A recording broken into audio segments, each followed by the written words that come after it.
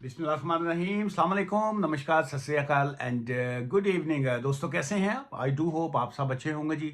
आज वीकेंड है जी और अगों कल टुमारो सैटरडे एंड संडे जो है छुट्टियां ने दो। सो मैं बड़ा खुश हूँ कि 2 दिन जो है वो रेस्ट होगी। लेकिन ऑब्वियसली जो हमारी फ़ोन कंसल्टेशन जो है जो फ़ोन अपॉइंटमेंट्स जो हैं वो चलती रहेंगी और ये आप दोस्तों के कुछ सवालात आए हुए हैं, मैं उनके ऊपर आपको इन्फॉर्मेशन जो है वो दे रहा हूँ। इस नॉट अ लीगल एडवाइस जो है। ये पहला सवाल है किसी का, साहल अहमद साहब हैं, ये मैंने टिक कर दिया। जो सवाल को आपने जो कमेंट्स छोड़ा होता है जिन्हों में टिक कर दिया, दैट्स मीन के मैंने इसका रिप्लाई दे दिया है। लेकिन आप वीडियो जो है आप नेक्स्ट वाली जो है उसको ढूंढ लिया करें, देख लिया करें। यूके में वर्क वीजा वाली शादी करके वीजा चेंज कर सकता है। इसके लिए फी कितनी होगी? सो टेक्निकली तौर पे क्या वीजा चेंज भी कर सकता है कि नहीं, पहले तो आप वहां तक पहुंचिए। फीस तो बाद की बात है कि क्या फीस कितनी होगी। फीस का लोगों को इतनी टेंशन नहीं होती कि भाई साहब फीस कितनी होगी, गवर्नमेंट की फीस कितनी होगी, वकील की फीस कितनी होगी। सबसे पहले आपने ये देखना है कि क्या वो वर्क वीजे पे चेंज भी हो सकती है कि नहीं। वर्क वीजे वाली के साथ शादी करके जो है वो आप अपना वीजा चेंज भी कर सकती हैं कि नहीं। आपका अपना स्टेटस क्या है, आपका अपना लीगल स्टेटस क्या है, और वो जो जो शादी जो लिखा है आपने कि यूके में वर्क वीजा वाला जो है, वो वर्क वीजा वाला जो है उनका वर्क कौन सा है। क्या उनका वर्क जो है वो केयर होम का है, या उनका जो है वो कोई आईटी में है, या वो कोई वकील है या अकाउंटेंट है। सो इसलिए जो उनकी जॉब है वो बड़ा इंपॉर्टेंट होती है। सो इसलिए इस सवाल का जो है जवाब यही था जो मैंने आपको दिया है। जब तक आप अपनी लीगल कंसल्टेशन नहीं लेंगे, जब तक आप अपने सरकमस्टांसिस डिस्कस नहीं करेंगे, सो इट्स नॉट इजी कि जी आपको कोई जो है कोई भी बंदा जो है प्रॉपर आपको गाइड कर सके जी। अच्छा, और ये वी प्रीत कौर जी का सवाल है जी। Hi, one of my friend who is on a healthcare worker in the UK. She married to a boy who came on a student visa, but he didn't enrolled. His BRP is still valid. She came last year before. बड़ी लंबी आपने story लिखी है जी। सो उसमें the simple thing is कि चूंकि वो enrolled नहीं है, सो मैं ये समझता हूं कि जी वो चूंकि उनकी इनरोलमेंट नहीं थी तो उनका जो वीज़ा लीगल स्टेटस है वो इस वक्त वैलिड नहीं होगा अकॉर्डिंग टू जो आपने लिखा है। लेकिन क्या इनरोलमेंट के बाद जो है, जो इनरोलमेंट नहीं हुई, क्या यूनिवर्सिटी ने उनको कोई लेटर दिया, कोई उनको ऑप्शन दिया कि जी आप कंट्री लीव कर जाएं, आप वहां से वीज़ा लेके आएं, या हम आपको नेक्स्ट सेमेस्टर पे डाल रहे हैं। So the best thing is आप अपनी सिचुएशन के मुताबिक जो है डिस्कस कर लीजिएगा, ताकि मैं आपको प्रॉपर जो है वो लीगल एडवाइस जो है वो दे सकूं। है जो है माई PSW is a finishing in a December, can I apply for FLR and can I registered marriage in this process जो है, ये करणप्रीत कौर जी ने लिखा है। देखिए, नंबर एक तो ये है, ये बड़ा अच्छा आपका सवाल है। इस सेंस में सवाल अच्छा है कि ताकि मैं बहुत से लोगों को जो है ये इंफॉर्मेशन दे सकूं। बहुत से लोग आजकल जो है आई डोंट नो कि क्यों उनके जेहन में जो है ये किसी ने क्या डाल दिया है कि FLR पे आप जा सकते हैं। क्या है आपके माइंड में, क्या है एक्चुअली जो है, क्या कोई FLR जो है कोई वीजा है? जैसे आपने एक स्टूडेंट लिया, स्टूडेंट का आपने यूनिवर्सिटी ने आपको एक कैश लेटर इशू कर दिया, आपने एक स्टूडेंट वीजा आपने अप्लाई किया। क्या अप्लाई किया? स्टूडेंट वीजा अप्लाई किया आपने। आपको क्या मिल गया? स्टूडेंट वीजा आपको मिल गया। आपको कॉस्ट मिला, आपने स्किल्ड वर्कर वीजा अप्लाई किया, आपको स्किल्ड वर्कर वीजा मिल गया। अब यहां आपने शादी की, आपने स्पाउस वीजा अप्लाई किया, आपको मैरिज का वीजा मिल गया, स्पाउस वीजा। क्या कोई FLR जो है, जिसको FLR सब लोग कहते हैं जी FLR कर लो, FLR कर लो, क्या कोई FLR को वीजा है? क्या ये कोई ऐसा कोई है, कोई जो चीज है जो आपको मिलती है? बिल्कुल नहीं है ये। मैं ये समझता हूं कि ये जो FLR वाला पॉइंट है, इसको आप अपने दोस्तों तक शेयर कीजिएगा, ताकि बहुत से लोग इस पॉइंट से जो है वो गाइडेंस ले सकें। FLR is not a visa, ये कोई वीजा नहीं है, ये इसकी कोई अहमियत नहीं है, इसका कोई लेवल नहीं है। ये FLR mean further leave to remain, कि जी के मुझे FLR चाहिए, मुझे फर्दर लीव टू रिमेन चाहिए। कौन सी बेसिस के ऊपर चाहिए? रिमेन का मतलब है कि मेरे पास ऑलरेडी एक वीजा है, मेरे पास एक ऑलरेडी वीजा है, मुझे उस वीजे को जो है फर्दर मुझे वीजा चाहिए ताकि मैं यूके में मैं रह सकूं। नंबर एक। अब आपने लिखा PSW जो है इसके ऊपर आप एफएलआर में कैसे आपको वो वीज़ा ग्रांट करेंगे? पीएसडब्ल्यू इज़ फॉर 2 ईयर्स जो है, यहाँ पीएसडब्ल्यू 2 साल का होता है। यहाँ अगर आपने रिसर्च या मास्टर वो जो पीएचडी की है तो आपका पीएसडब्ल्यू वो 3 साल का है। सो मोस्टली लोग ज़्यादातर जो है वो पीएसडब्ल्यू 2 साल वाले लोग होते हैं, 2 ईयर्स। अब अगर कानूनी तौर पे पीएसडब्ल्यू जो है, जैसे जिंदगी वंस एक ही मर्तबा मिलती है, इसी तरह पीएसडब्ल्यू भी आपको एक ही टाइम मिलता है, वो एक ही मर्तबा मिलता है। जब आपको पीएसडब्ल्यू एक टाइम मिला तो आप उसकी एफएलआर कैसे डाल सकते हैं? कानूनी तौर पे उसको उसमें आपको वीजा नहीं देंगे। सो बेसिकली ये एफएलआर होती क्या है? एफएलआर इज नथिंग।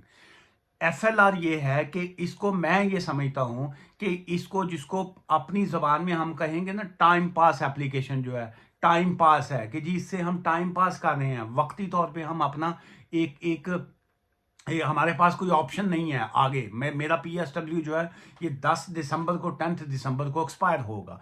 अब मेरे पास ऑप्शन कोई नहीं है। मैं जो है शादी जो है मैं रजिस्टर्ड, मैंने एप्लीकेशन डाली हुई है, मेरी शादी का सर्टिफिकेट ही नहीं मुझे अभी तक मिला। मुझे एक कंपनी ने बात की है, मुझे वो कह रहे हैं जी कि हम तुम्हें 20 दिसंबर को जो है कॉस्ट देंगे तो तुम अपना उस पर वर्क वीज़ा पे जा सकते हो। लेकिन मेरा वीज़ा जो है पीएसडब्ल्यू का वो 10 दिसंबर को एक्सपायर हो रहा है, या मैं इस वक्त स्टूडेंट वीज़ा पे हूँ। मुझे यूनिवर्सिटी ने जो है वो मुझे कर्टेल कर दिया, मेरा वीज़ा जो है उसको कैंसिल कर दिया, मुझे 60 डेज का नोटिस आ गया। अब मेरे पास कोई ऑप्शन नहीं है। हाँ, मेरी वाइफ जो है उन्हें क्या जा अज तो बाद तेनों मैं इतने यूके च नहीं रहन देना, उसने मेरा जो है एप्लीकेशन मेरे खिलाफ फाइल कर दी मैरिज ब्रेकडाउन वालों को कि जी इनू इस मुल्क को कटो। होम ऑफिस वालों ने मुझे 60 डेज का नोटिस दे दिया कि भाई फलां डेट को जो है वो 10 दिसंबर को तुम्हारे 60 डेज मुकम्मल हो जाएंगे, या तो कंट्री छोड़, या if you have any other options to live in this country then you can file another application, कि तुम कोई और एप्लीकेशन फाइल कर सकती हो अगर तुम्हारे पास कोई और ऑप्शन है। चलिए, यही पॉइंट जो है एफएलआर का जो है, सो मैं समझता हूं ये आज की इस वीडियो जो है ये शायद एफएलआर के गिर्द ही घूम जाए। सो यूनिवर्सिटी ने वीज़ा कर्टेल कर दिया, होम ऑफिस ने नोटिस आ गया, या यूनिवर्सिटी ने होम ऑफिस को इन्फॉर्म कर दिया मेरा वीज़ा जो है 10 दिसंबर को ख़त्म हो रहा है, 60 डेज। मेरी बीवी ने मुझे जो है ज़ाहिर है कोई जफ्फी मार के तो कड्डा नहीं होगा, कर उन्हें चपेड़ा मार के कढ़िया होना, मैंने गाला गुला कट के।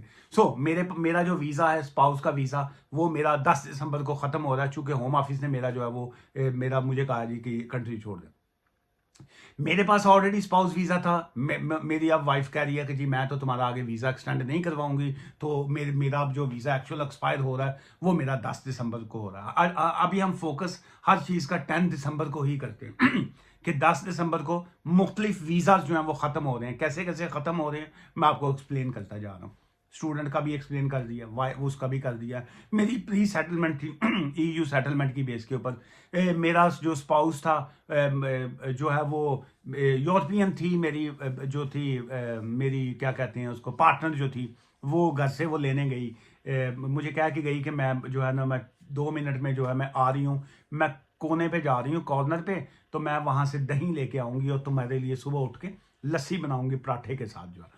अब मैं बड़ा खुश हूं कि जी वो दही लैन गई है, लेकिन वो अगों 2 बीयर के कैन पी के गायब हो गई है, तो तू वो निकल गई यूक्रेन या किसी और कंट्री जो है। चलिए, अच्छा, अब मेरा प्री सेटलमेंट जो है मैं अब क्या करूं? अब इस तरह की सारी सिचुएशन जो है, मेरा एक्चुअल वीज़ा ख़त्म हो रहा है 10 दिसंबर को।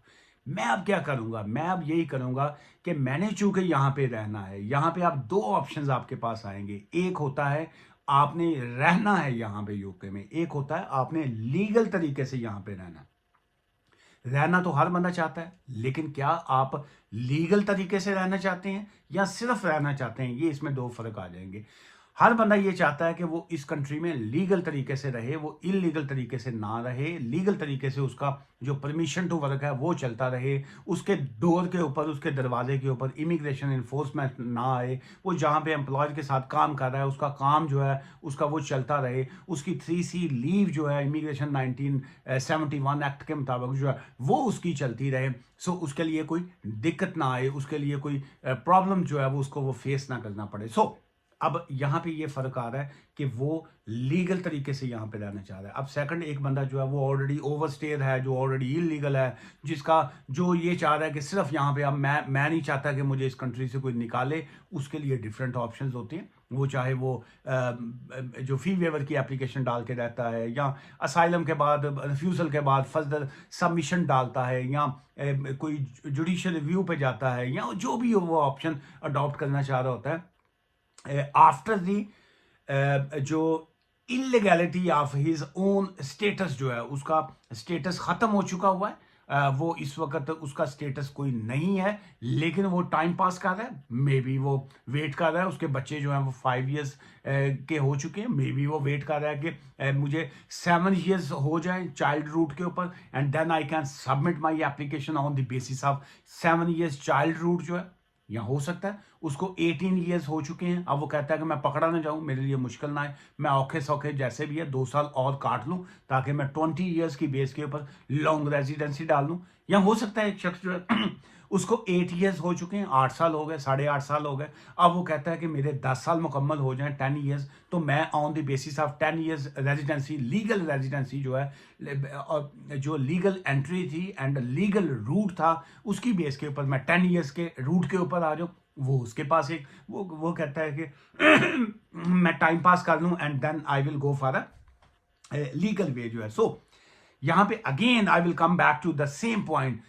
नंबर एक आ गया कि आप यहां पे रहना चाहते हैं लेकिन लीगल तरीके से रहना चाहते हैं। सेकंड ये है कि आप रहना चाहते हैं लेकिन सिर्फ रहना चाहते हैं। सो यहां पे FLR का मकसद ये होता है कि मैं 10 दिसंबर को मेरा वीज़ा एक्सपायर हो रहा है, तो मैं जो है बिफोर द 10 दिसंबर जो है, 10 दिसंबर से पहले पहले मैं कोई सी भी एक एप्लीकेशन कर दूं ताकि मुझे टाइम मिल जाए, मुझे थोड़ा।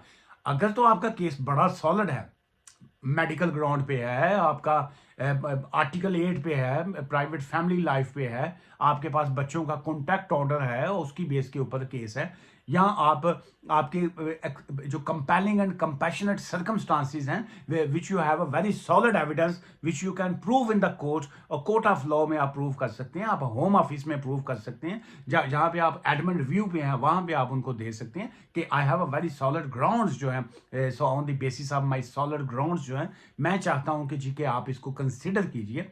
वहां पे एक डिफरेंट एक ऑप्शन है, लेकिन क्या एप्लीकेशन की एक्सेप्टेंस होगी या उसकी रिफ्यूजल होगी, ये home office will decide, the court will decide, the relevant authorities will decide.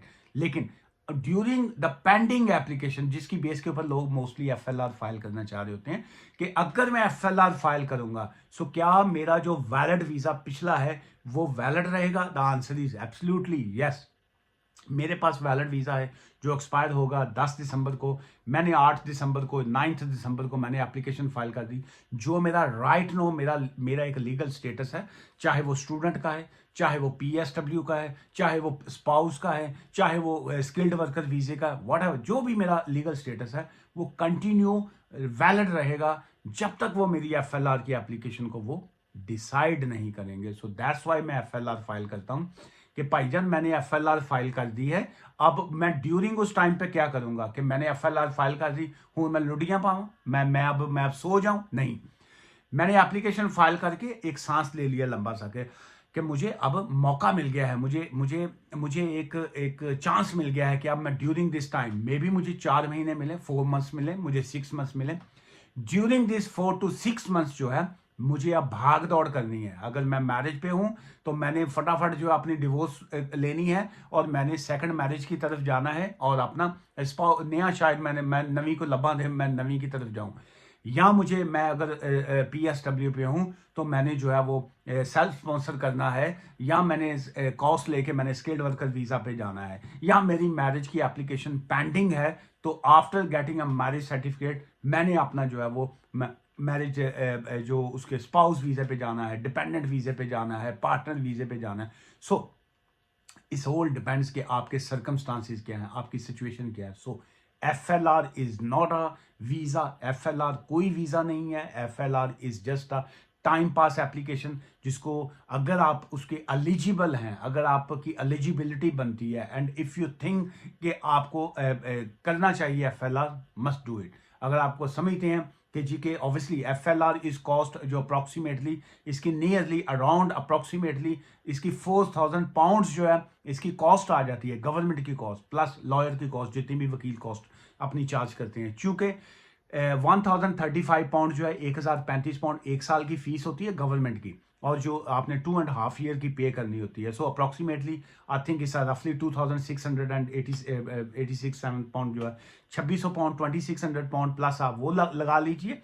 1250 pound जो है, 1258 पाउंड जो है, 1250 पाउंड इमिग्रेशन की फीस है।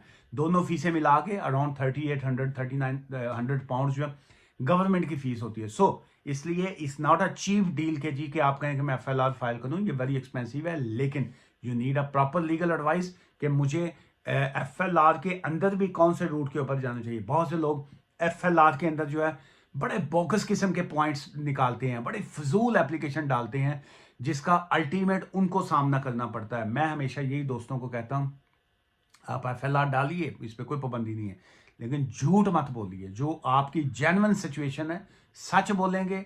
वो कहते हैं ना कि एक झूठ बोलने के लिए आपको 100 झूठ और बोलने पड़ते हैं। एक सच जो है वो कड़वा लगता है, पैड़ा बहुत लगता है कि जी ये एंज हो गया, लेकिन एक सच जो है वो मेरा प्रैक्टिकल एक्सपीरियंस है कि आपको बहुत सी मुश्किलात से बचा लेता है। एफएलआर फाइल कीजिए, सच की बेस पे फाइल कीजिए, आप कभी नहीं हारेंगे। आज की इस वीडियो से मुझे इजाजत दीजिएगा। मुझसे मिलना चाहते हो, you are most welcome. Phone advice हो या ऑफिस मुलाकात हो, मैं फीस चार्ज करता हूं, लेकिन मैं काम अपना ईमानदारी से करता हूं। दुआ में याद रखिएगा। ठीक है, बाय बाय।